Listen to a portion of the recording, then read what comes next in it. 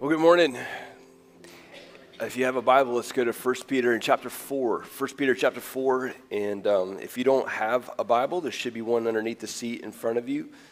And on that Bible, we're going to be on page 1016. You know, one of the questions that a lot of people struggle with when it comes to the reality of God is the question that no doubt I think a lot of people are wrestling with right now, and that is, if God is good, then why the suffering? Like, if God is good, then why sickness and disease? If God is good, then why war? If God is good, then why is life so hard? The fact that these things exist in our world and among us and in our homes and in our families, we seem to be evidence that there is no God. That if God was real, if he was good and he was all powerful as the Bible describes him to be, then it would seem that these things wouldn't be bad things like we see happening and we experience. It just wouldn't happen. I met someone this week. She was just very honest with me when I asked her. I said, well, tell me what you believe about Jesus. And she just said, if I'm just telling you the truth, I don't know what I believe about Jesus. In fact, I'm not even sure I believe. Not sure I believe that he exists. And so I said, well, why is that? And she said, well, just with all the things that are happening in this world, I don't see how that could be possible. It just doesn't make a lot of sense. And look, you may not question the existence of God. You may not question the validity of Jesus, but you could still have these questions like, why all of this chaos in the world? Why do we suffer? And in the letter that we've been walking through in 1 Peter, he is saying like, hey, you need to do good. You need to keep doing good. You need to follow Jesus in this place where it's hard to follow Jesus. Follow Jesus in this place among people that are not following Jesus. And when you do this, you're going to suffer for it. When you follow Jesus in this place among these people, when you do good, you're going to be rejected. You're going to be people are going to come at you. You're going to be hated for it. You're going to suffer for doing all the right things. And that just doesn't make any sense to us. Like keep doing, like Peter's saying, keep doing the thing that is going to make you hate it. Like make you hated among the people that you live with. Like just keep doing that. Keep doing the thing that gets you reviled. Keep doing the thing that brings you suffering. And you're going, man, what in the world? If that's the Christian life, what kind of life is this? So that's where we pick it up in verse 12 in chapter 4. He says this, beloved, do not be surprised at the fiery trial when it comes upon you to test you as though something strange were happening to you. Don't be surprised when you go through the trial. When you're put in the fire, don't think it's strange. Don't think it's strange that you would suffer. And I think the question that we just may need to back up and ask is, why would we think it's strange? Why would we think it's strange that we would suffer? Well, it's because that somewhere inside of us, we are inclined to believe that we're all inherently good, that deserve good things. So when good things come our way, we have no problem with good things coming our way, right?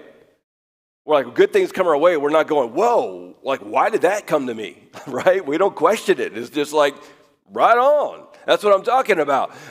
We have no problem, and we have no problem, if you're a Christian, we have no problem going, look what God has done. Like, God's the one who did this. God blessed me with this.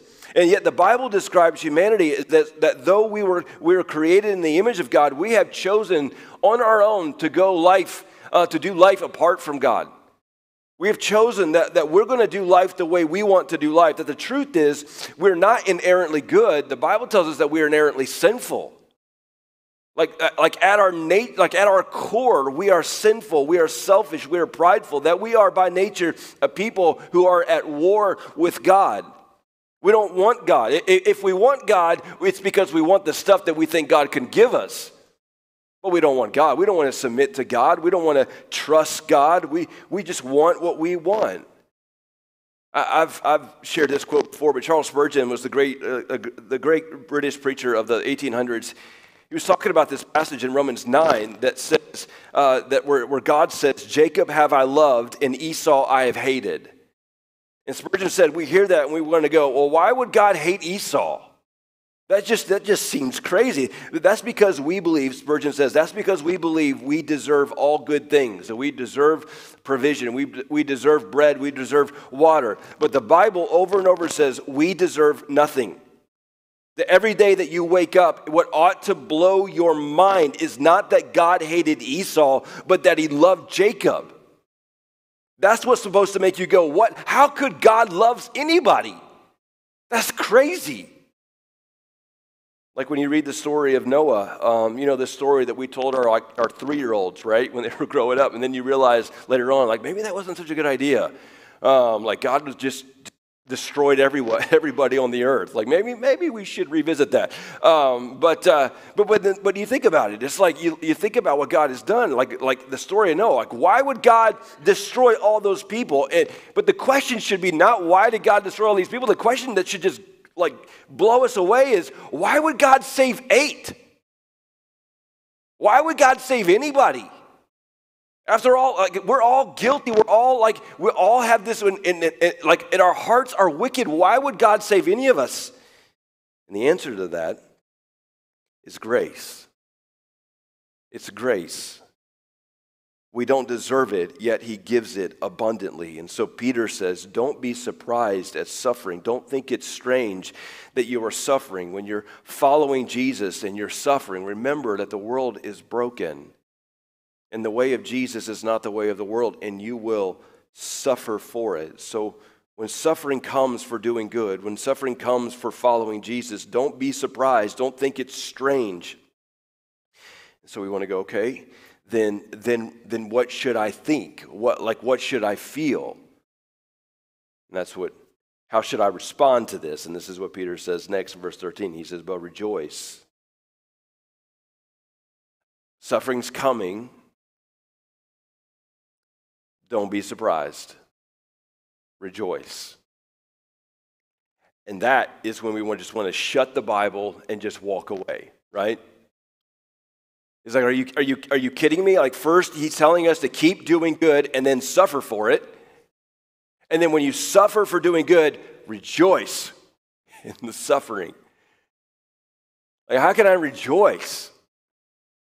And listen, I know that sounds crazy. That sounds crazy to me. Ridiculous even. But it sounds crazy when we think that this world is all there is. If all we have is this life, if there isn't anything more than this, if there isn't anything better than this, then for Peter to say, rejoice in suffering makes no sense. So what Peter is going to do in the rest of this passage is he's going to give us some reasons that we should rejoice when suffering comes. That you can actually rejoice. And he commands us, rejoice in the suffering. Don't question it. Don't think it's strange. Rejoice when the suffering hits you.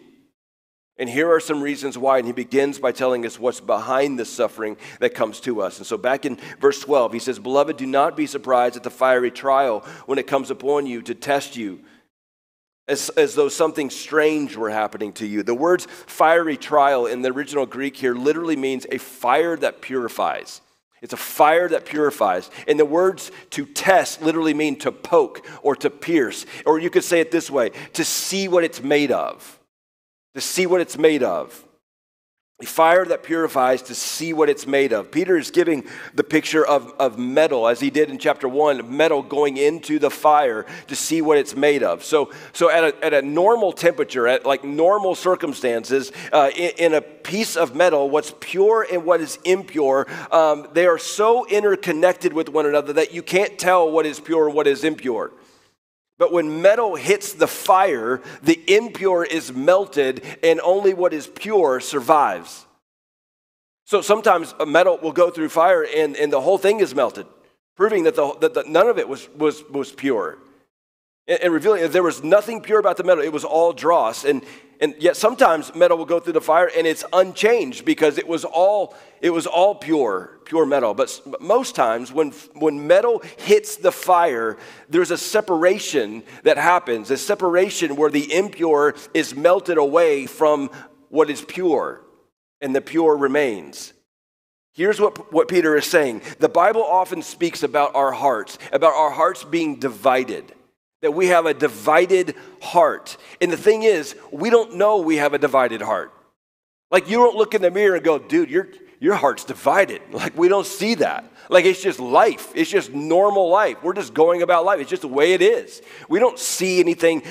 We don't see where we have given our allegiances. We don't see this. In other words, you don't really know what has your heart. You don't really know what it is that you're trusting in. That is until you're put in the fire. You can think about it this way. Right now, it seems like the whole world is on fire, doesn't it? I mean, everywhere you look, it just seems like the whole world is a mess. All over the world, people are dying by the thousands. They're dying of hunger and disease and war. And we're praying, God, help them. God, provide for them.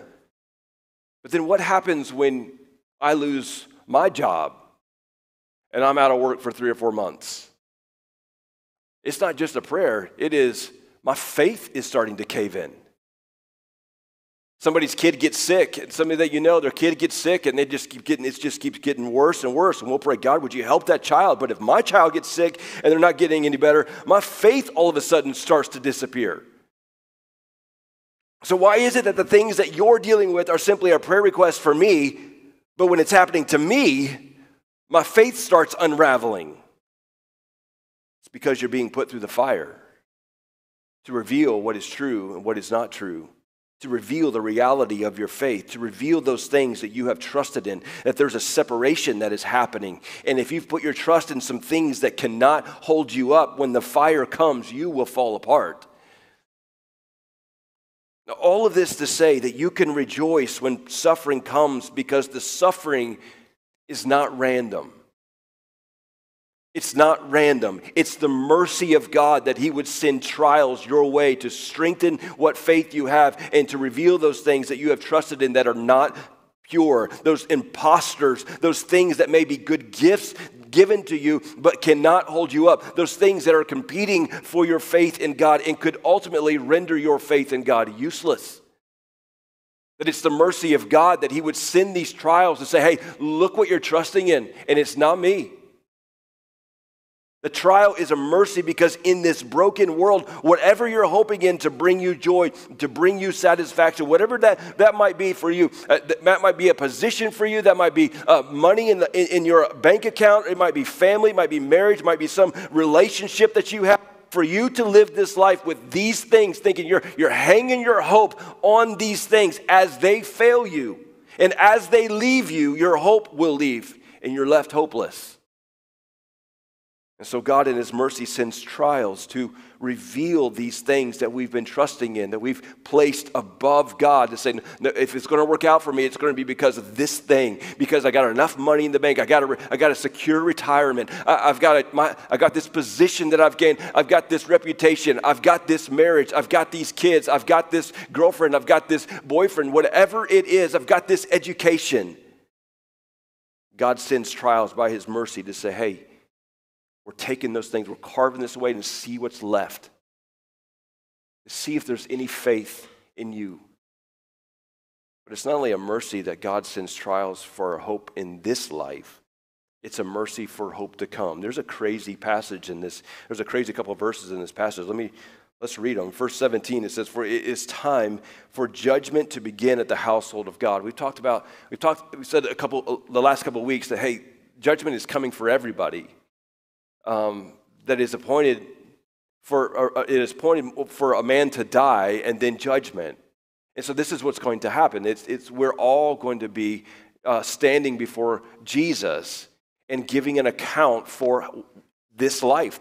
What have we spent our life doing? What have we spent our days doing? What have we spent our thoughts on? What have we spent our time doing?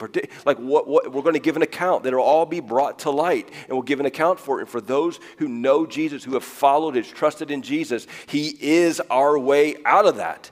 Like he has taken judgment for us.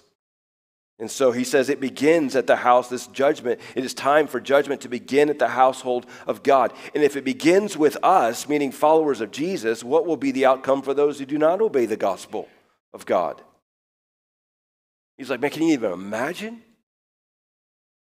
And then he says this, and this is the crazy part. He says, if the righteous is scarcely saved, what will become of the ungodly and the sinner? Now, I don't know if you've caught on to this, but what's he talking about? The righteous scarcely saved? What are you talking about? It sounds crazy, but understand, over and over in the scripture teaches us that salvation and eternal life, it's for those who endure.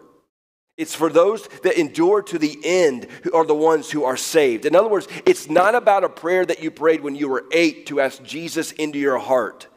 It's about what's reality right now. Right now. We're not hanging our hat on some magic words that we thought cornered God and put us into heaven. Where is your faith right now?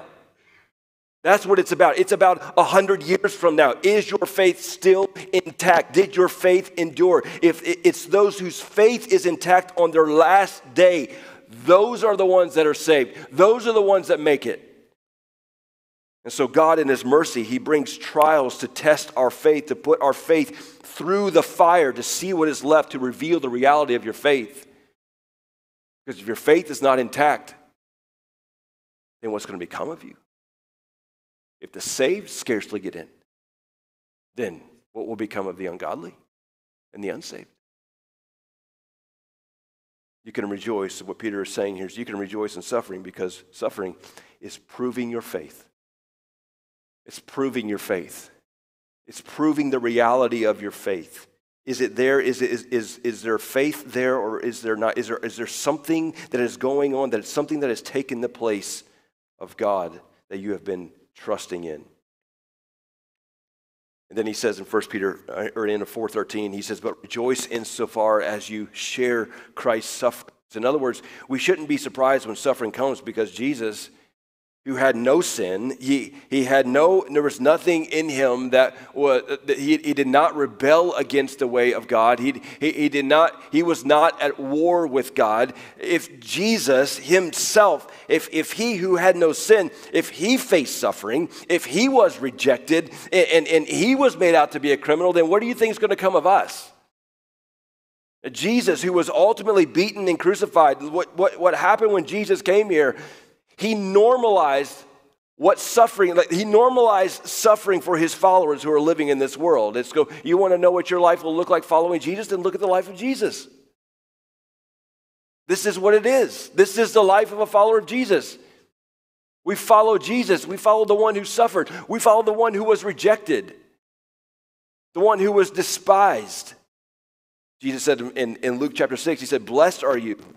Don't miss that. Blessed are you when people hate you, when they exclude you and revile you and spurn your name as evil on account of the Son of Man, or on account of Jesus. And then he says this, just a few verses later, he says, woe to you when all people speak well of you. Woe to you when all people speak well of you. Now listen, I've told you before, I like to be liked. All right? I want you to like me. I do. I want you to like me. I'm a people pleaser. I don't know if that's firstborn thing or what, but I want to be liked. I want you to like me. I don't like conflict. I don't like, I want to be liked. And Jesus says, woe to you when all people speak well of you. If you're following Jesus, people will hate you. It's going to happen. They will exclude you. They will revile you. They will spurn your name as evil. Jesus said, and now Peter is saying, that we can rejoice in suffering, because suffering for doing good, for living the way of Jesus, it's marking you as one who belongs to Jesus. It's like, well, of course I'm going to suffer. Jesus suffered. The one I'm following suffered. This is marking me as a follower of Jesus. I'm united with the one that I'm following. Remember we talked about Peter, he said the cornerstone. Jesus is the cornerstone in which we're as living stones linked to the cornerstone. And so we talked about how what is true of the cornerstone is true of those that are united with him. And so what is coming for Jesus is coming for those who belong to him. And so Joseph Tson, he is a Romanian pastor who stood up in the repressions of Christianity in communist Romania at the time, in the latter part of the 20th century. And here's what he wrote. He said, "This union that we have with Christ is the most beautiful subject in the Christian life. It means that I am not a lone fighter here. I am an extension of Jesus Christ. He said, when I was beaten in Romania, he suffered in my body. It is not my suffering. I only had the honor to share his sufferings." Sharing in the sufferings of Jesus, it marks you as one who is united with Jesus. And so Peter says, so you can rejoice. You're suffering for following Jesus? Well, you're like the one you're following. You must be one of his. And then he says in 13, he says, "But rejoice insofar as you share Christ's sufferings, that you may also rejoice and be glad when his glory is revealed." So you rejoice now in the sufferings, but then there's coming a time where you're going to rejoice again. And that is when his glory is revealed. Peter is saying that we can rejoice in sufferings now because suffering is paving the way, is the path to future glory. That it's preparing you for the glory that is coming for you. Suffering is preparing you for what is coming, for what's next. In other words, regardless of what you think or what you've been told, you need to understand something, all right? Your best life is not right now. It's not right now. Your best life is not now. And let me tell you, if your best life is now, then you are not a Christian. If your best life is right now, that's not good news. That means that you're not a Christian. Because for those who are not Christians, this life is as good as it gets for you. This is it. But for the Christian, this life right here, well, it's as bad as it gets. It doesn't get any worse than this life. It just gets better. Your best life is to come. And suffering is preparing us for what is coming. First, there is suffering for the follower of Jesus, and then there's glory. We have these few years. We have this brief moment of suffering, and then we have an eternity. We have millions and billions of years on this earth. King Jesus reigning. There's no suffering. There's no sin. That's what's coming. We endure the suffering for this little bit of time, and we have glory that is coming. And so this suffering comes first. In 1 Peter 1, Peter talks about the sufferings of Jesus and then the glories that would follow. Or Paul says in Romans that if we suffer with Jesus, then we will be glorified with him. We just sang that in the song. Suffering is the path that we're on now that is leading us to future glory, where there will be no suffering. It's first there's suffering and then there's glory, both for Jesus and for those that are united to Jesus.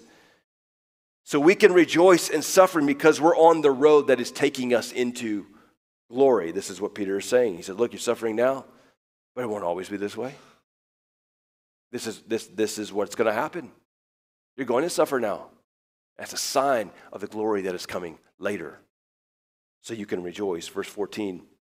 He says, if you are insulted for the name of Christ, you are blessed because the Spirit of glory and of God rests upon you. The fourth reason that Peter gives for us to rejoice in our suffering is because it's the way to experience the presence of God. This is how we experience the presence of God. Here's the thing about suffering for Christians. When you look at someone else's suffering, when you see how they have experienced rejection, when you see how they have experienced loss, it's common for us to think, man, I don't know if I could ever survive that. When you watch somebody else go through the suffering, you watch someone else walk through, like they're following Jesus, and then you see that what that led them to, you see where that led them to that loss or that rejection. You go, man, I don't know if I could do that. I don't know. I'm just looking in. I don't know if I've got that. But what Peter just says is until you go through it, you won't know. Until you go through it, you won't know. Until you go through it yourself, looking on the outside, it seems impossible. But when you are the one that's walking through it, it's then that you experience the presence of God. Like you didn't know that you could make it until the presence of God showed up. Man, I've seen men and women, husbands and wives walk through unspeakable pain, and through all of it, they have said, no, but he is good. He is good, he is faithful, and he is here. I've seen men and women bury their spouses in the ground, and through it all, they have said, he is good though, and yes, this hurts, and I miss her, I miss him, but God is enough, and he is sustaining, and he is worthy, and he has not betrayed us. But when you're on the outside, there are times that you just want to go, I don't know how that is possible. When you're watching somebody else walk through it, you're going, you're seeing somebody else bury their loved one. You see someone else walking through hard times, all for following Jesus. I don't know if I can do that. When you're hearing the story of abandonment and loss, all for following Jesus, you're going, I just don't know if I could do that. Look what he says in 19. He says, therefore let those who suffer according to God's will entrust their souls to what's that next word? What is it? To a faithful Creator while doing good. You see, when you're in it, when the trial has hit you, when you're in the fire, it's then that you experience the strength of God. It's when you're in the fire, it's then that you experience the mercy of God, the love of God. It's then that you experience the faithfulness of God in a way that you've never known. And you come out saying, had I not walked through it, I never would have known that he was that good. Had I not walked through it, I never would have known that he was that patient. Had I not walked through it, I never would have known that he was that faithful. Peter says, and that is a reason to rejoice in suffering. And then he says in we'll pick it up in 15. He says, but let none of you suffer as a murderer or a thief or an evildoer or as a meddler. Yet if anyone suffers as a Christian, let him not be ashamed, but let him glorify God in that name. Peter is saying you can rejoice in suffering because it is bringing glory to God. That your suffering is bringing glory to God. Glorifying God means that by our actions and by our attitudes, God is shown to be the most valuable, the most precious, the most desirable, satisfying reality of your life. And the greatest way to show that someone has so satisfied you is to keep on rejoicing in them when all the other supports for your satisfaction have fallen away. When you keep on rejoicing in God in the midst of suffering, it shows that God, not other things, that God is the source of your truest and greatest joy. We talk about this all the time. Like if we want to know what God is up to, here's what God is up to. He is out for his own glory. He is doing everything that he is doing for his own glory. And if God is ever going to get glory through us while life isn't going the way we thought life should go, then we've got to get past some things. We've got to unlearn some things. Particularly, we need to get past this idea that God is most glorified in me when my life is going awesome.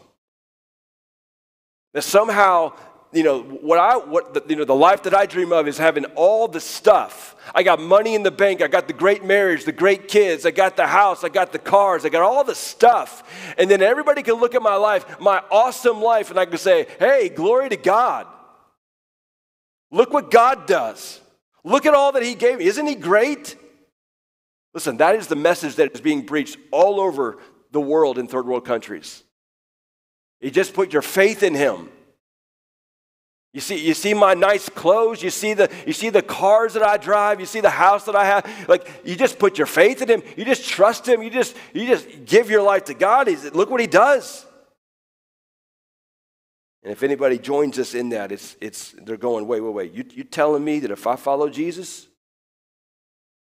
that I get a house and I get good health, a great marriage, some nice cars? Well, then I'll follow Jesus too. If that's what this is, listen, understand that then God isn't what is most worthy to you. It's the cars, it's the houses, it's the health. That God is just a means. God is just a way to get me to the thing that I really want. No, listen, God is most glorified. God is most seen as precious, most seen as powerful, as glorious, as worthy when everything has gone wrong. And he is enough. When the world has fallen apart around me, when I've lost the things that everybody says, no, this is what you got to have to be happy. When I've lost it, when I'm losing it, and I can still rejoice because God is enough. That's when the world looks in and says, tell me about this God. That you can lose all of this and still rejoice and not fall apart. You see, the Bible doesn't give us all the detailed answers for suffering, but he does tell us that the suffering is for our good. Like in the book of Job, I mean, if you know the story of Job, Job is a faithful man who walked with God, and he has his family, and he has his property, and he has his servants, and he has all this stuff, his animals, even his own health. It's all taken from him, and what's he left with? He's left with an annoying wife who's always in his ear, and some friends who tell him, dude, you must have done something really bad. That's what he has, like coming at him all the time. His wife's going, curse God and die. And his friends are going, you're an idiot. Like you're like an evil dude. Like why is God punishing you like this? That's what Job had. He loses it all. And Job, like any of us, when the trials come, listen, I have walked through trials with many of you all. I have walked through trials in my own life, in our own family. And the question that just naturally comes up is, why? Why? Why am I going through this? What did I do? And this is what Job does. He's asking God why. And at the end of the book, at the end of Job, God doesn't tie it all up and say, well, Job, let me tell you what was going on. Let me tell you why all this happened. No, God doesn't explain to him why. He just asked Job all these questions.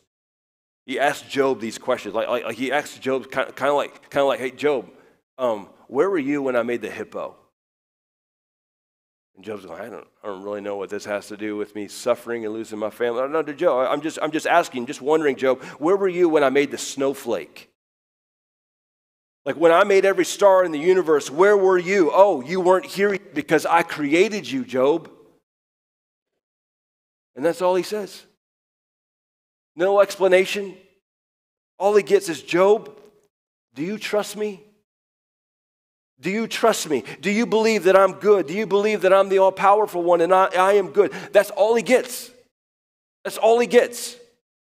You see, the thing for us, we read Job, and we know why things are going down, because we've read chapter 1. Job didn't have chapter 1 to read.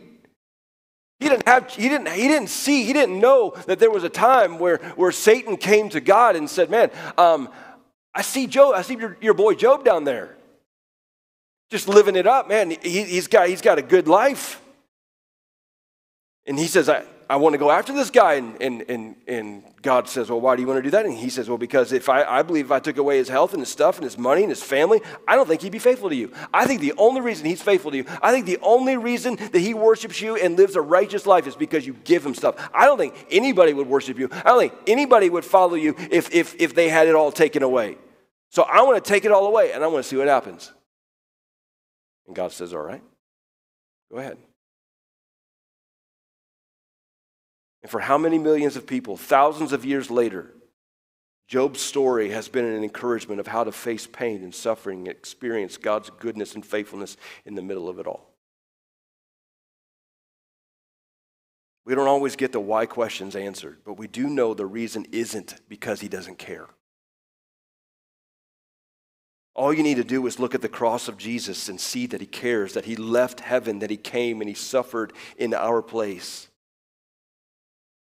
And listen, I'm not saying that when suffering comes that to rejoice, that means that we just kind of shake it off and ignore the issue like it doesn't matter. No, I'm saying that in the midst of it all, like Job, who was like, I don't want these circumstances. In the midst of it all, in the deepest pain possible, through tears rolling down your face, you cry out and find that He is enough, that God is enough, that He is sustaining me. Until that moment is our moment, until we walk through the fire, until the suffering hits us, until that phone call becomes our phone call, until that knock at the door becomes the knock at our door. I don't know if we can fully know that. But we can just trust. We can just trust that the presence of God will rest upon us in the moment that we need Him. And in the meantime, we look around and we have brothers and sisters who've been through it, who are walking through it. And we see their faith, that we see how God has rested His presence upon them, and how they were able to turn and say, no, God is good, He's faithful.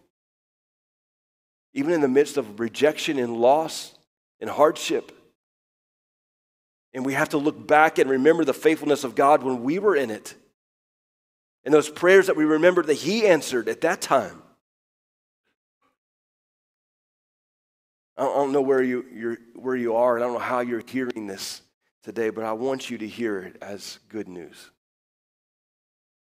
I want you to hear that there's nothing that is currently in your life or even in this world that God has in His infinite, all-knowing wisdom not allowed.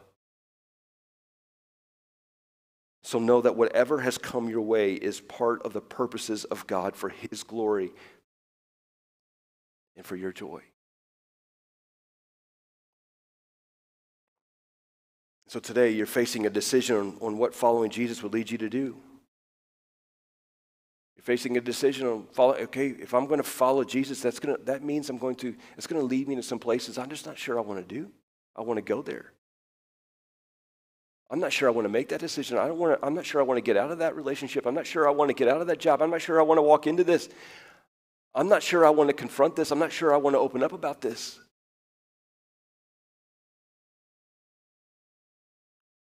Perhaps you're following Jesus has led you to a place of hardship and suffering. And Peter is saying to us, keep going. Keep going. Keep following. Keep doing good. And rejoice in the suffering, because the suffering is proving your faith.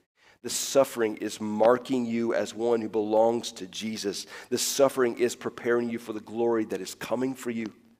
The suffering is the way to experience the presence of God in your life as you walk through it. And your suffering is bringing glory to God. That is the mercy of God. And in that we can rejoice. Now, I understand that this all might be a bit presumptuous to some of you. And you hear about proving your faith and marking you as one who belongs to Jesus and preparing you for a glory that is to come and the presence of God and glorifying God. You hear all these things, and I hear you that none of this matters, right? None of this matters. None of these matters if these things, if the presence of God, the glory of God, the proving of your faith, the strengthening of your faith, none of this matters if these things are just not your desire. Like you might have come in and you go like, this is not comforting to me. Because those things that you talked about, I really don't care.